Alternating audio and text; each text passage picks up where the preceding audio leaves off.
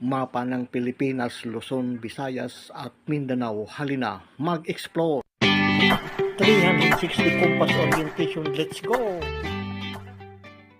Magandang araw po sa ating mga ka-discover. Dito naman tayo sa isang panibagong spot.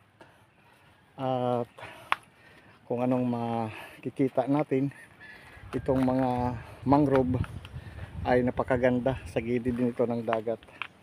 Marami dito rock formation nga atin ngayon makikita. Katulad dito, ayan, ay napakaganda. At mayroon siyang mga parang naka-ukit o natural lang siguro ito. Kung makikita natin, ayan, square siya, black. At ito ay dito sa gitna ng mangrove o mga kahuyan, ayan. At mayroon siya ditong square at hindi natin alam kung natural ito or sinadya na mayroon umukit. Pero mapapansin natin itong isang parang kahon ay nakatagilid. Di natin alam kung nagalaw na ito or natural. So doon sa unahan, meron tayong makita sa gilid dito ng dagat ay mayroon malaking bato. Lalapitan natin. Itong lugar pala ay ang history nito ay dinaungan ito ng mga Kastila. Dito sila kuha yung mga barko. Ang sabi ng mga ating nakuha na pananaliksik kaunti. So posible nga ito ay nadaanan din sa World War II ng mga GIA or Imperial Army. So dito at mayroon malapad na square na mga bato.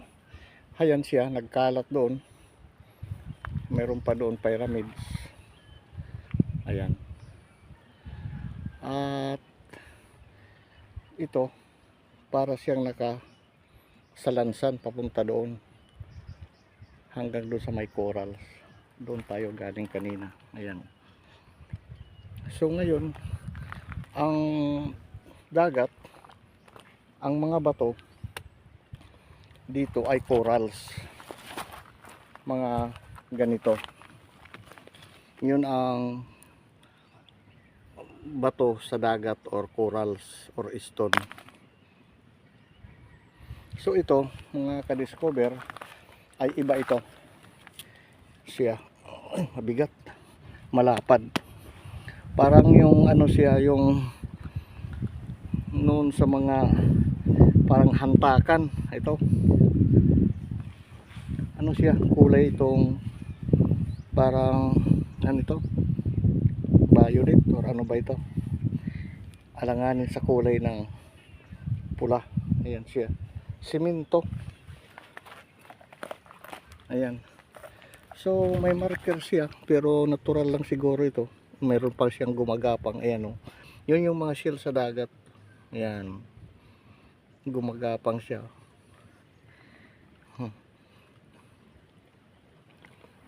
So ayan,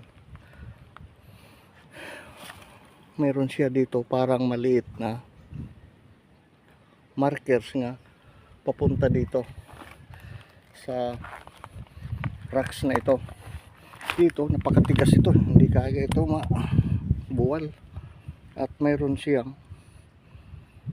1, 2, 3, 4, 5 fingers anak. Ayan, 5 fingers siya.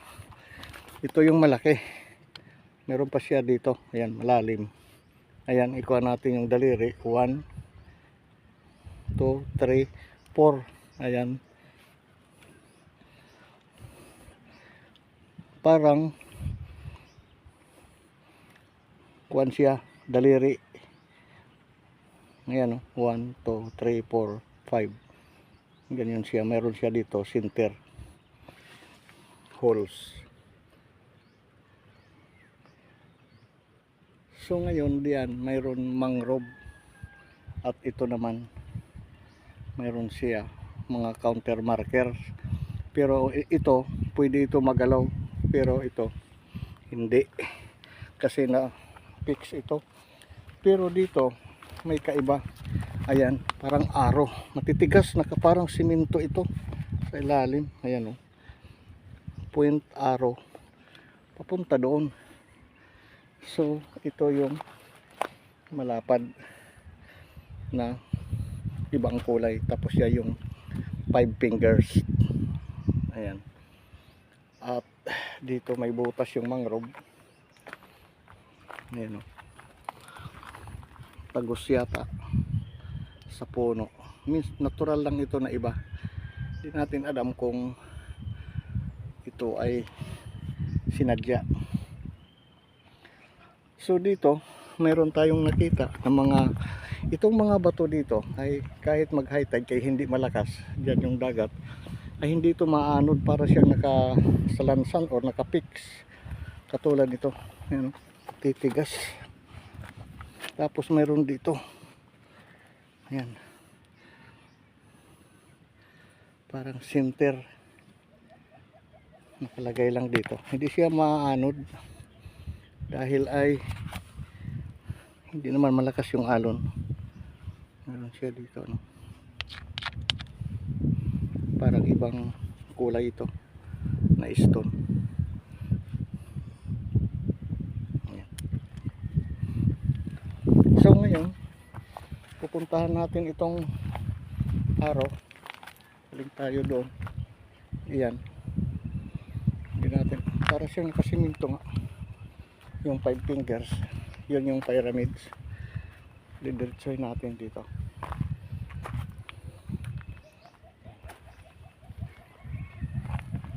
Dito may corals naman na malaki ito, ayan. Ito yung natural dito sa dagat, pero para siyang bigat, nakapix yata ito, ayan. So ayan yung pyramids na nakabaon doon, yung galing yung 5 fingers, ayan. Ayan. Itong rocks na ito yung natural, pero tingnan mo naman yung meron siyang ibang klase pagbutas. Ito na din yung 5 fingers, 1, 2, 3, 4, ito yung 5, nakaliter siya dito sa gitna, ayan. Ito yung sinasabing crab stone, mga ka-discover, para siyang yung malaking crab sa dagat. Ito yung sipit niya, ayan, tabas, parang number 7. Meron siya dito hole, ito. So ngayon nakaharap yung pyramids, ayan, nakalibing, siguro ko malaki yan at natabunan na sa buhangin. So ito yung kanyang counter, yan. At ito makikita natin itong pyramids na ito, ayan, mayroon siya dito mga ka-discover, may mga shell pa. Ito yung 5, kung nakita natin doon sa 5 fingers dyan, at saka dito yung arrow, ito yung tinuturo, at dito yung counter niya, kung napansin nyo, ito na 1, 2, 3, 4, 5 dito yung counter markers, tapos naka pyramid siya, ayan. Matigas to, malaki siguro ito, kahit talian ito ng bangka hindi makakuha siguro ito, buwal. Ayan yung kahoy, ang tawag dito sa kahoy nito, aray, naumpog ako. Ito dito yung ano niya, ito yung crab markers, ayan, yan, yan yung pyramids. Dito ako naumpog, mababa pala ito. Ang tawag nito ay miyapi, hindi ito lumalaki na kahoy, parang bonsai. Ayan. Siguro kung matanda na ito. At yan yung counter marker. Wala kasi tayo ngayon gadget na dala at saka kumpas.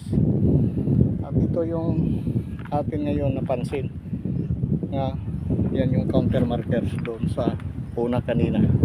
Yan, yan siya sa ilalim mo. Klaro. Ngayon dito siya nakaharap. Ito yung crab stone. Yan. Mga 1 meters ang pagitan. Magtaka tayo ay 1 meters. Posible nga man-made ito. So ngayon, ito lang yung na-discover natin ng mga markers nga possible meron dito sekreto. At meron tayo napansin dito. Ayan.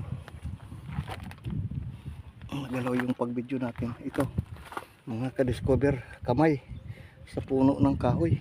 Ayan. Ayan, kamay, parang kamay to. Op, nakadulot. Ayan. Ito nga. Wow.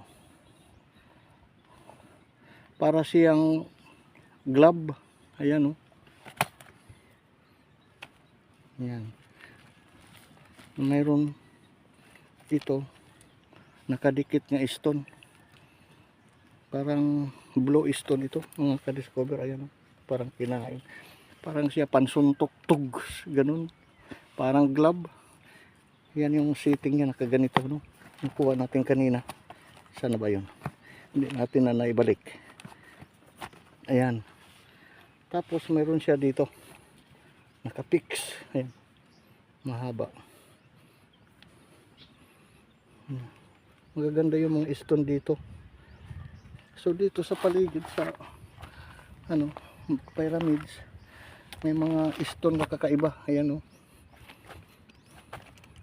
Parang nakasadya nga ito na. Ayan, ano kaya ito? May mga cutting dito yung mga stone katulad nito. Tapos dito may triangle. Ito, nakatutok dito. So, yan lang ang nakita natin ngayon, mga ka-discover. Oh, mayroon dito sa ilalim. Stone na kakaibang kulay dito, at saka may buto dito. Ano kayang buto ito? Parang tao ito. Ayan, oh. Lagatik. Ay, hindi, corals, mga ka-discover. Ayan, oh. Coral siya na stone. Ayan. Kala natin buto, pero kulay buto siya. Ibang klase. Ayan. Itong na-discover natin ngayon. Kakaiba dito yung mga cutting ng stone, mga ka-discover. So, sa ating pagtatapos sa ating videos, ito lang napansin natin ngayon. Ayan, marami. At mayroon tayo dito na tagpuan na pyramid sa gilid ng dagat. Diyan yung spot. So marami po salamat, at huwag po makalimot mag-subscribe sa ating munting channel, Green Discovery, para sa susunod pa na ating mga upload. At shoutout po sa mga subscribers. Maraming salamat po sa inyong pagsusuporta at sa lahat po ng manonood. Marami po salamat, and God bless po sa lahat. Bye bye. Wow. May number 2 pala dito. Ayan, oh. Naka-markers. Dito. Possible ang spot. Ayan. Ito talaga, klaro. Ang number 2. Ayan, oh.